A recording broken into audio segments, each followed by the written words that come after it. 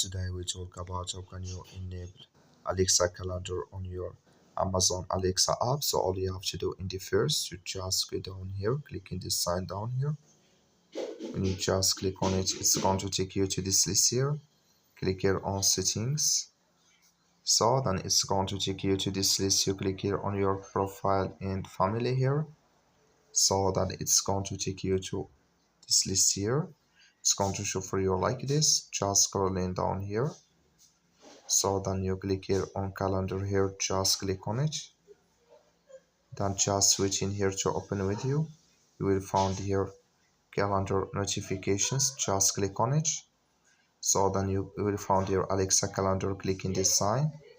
So but before that you have to get or have to set up a device here to enable with you automatically. When you set a device, then automatically it's going to enable with you here on your Amazon Alexa app.